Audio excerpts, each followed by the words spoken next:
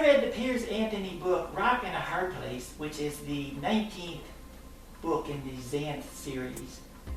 And this book involves the Roxanne and the demoness Metria, who are entwined from the previous book, The Color of Her Panties.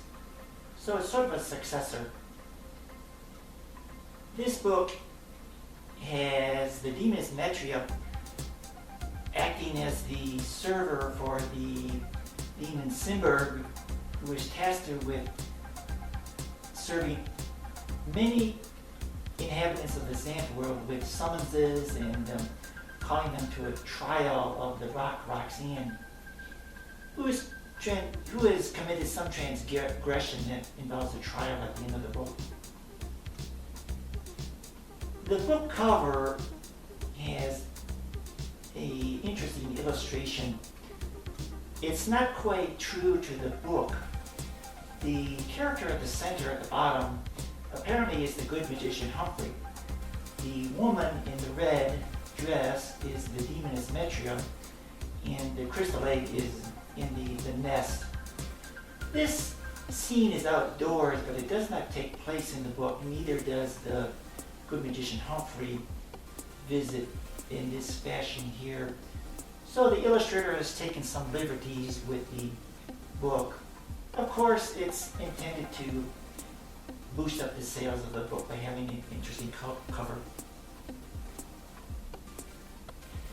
The demoness Metria has to wander the Xanth world and serve various summonses, and also must travel outside of the world to the mundane world and serve some summonses too, and gather the participants for the trial.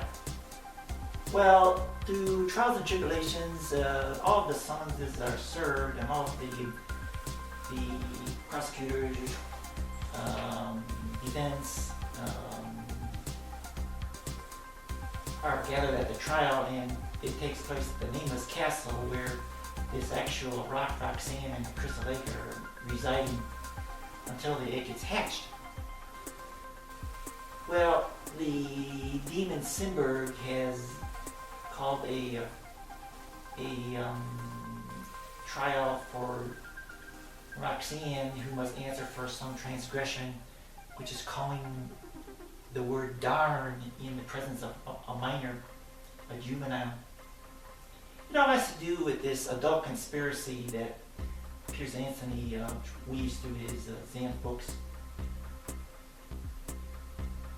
The trial concludes. To find out the outcome of the trial, it's best if you read the book. But everything works out, and likewise, the demoness Metria obtains her wish as well. The wish that demoness Metria goes to good magician Humphrey is because she is unable to summon the stork, and that's a euphemism, of course, that she's going to have a child with her husband.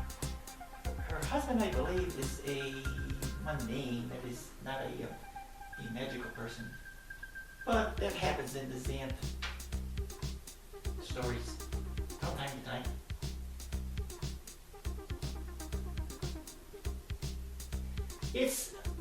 It's another of the Xanth style books, and there's corny puns weaved throughout the story, and they're in the style that Piers Anthony is well known for. So it's a solid Xanth novel if you're interested in it, and I hope to review more Xanth novels in the future too, so you can see what I think of them. Thank you very much for watching.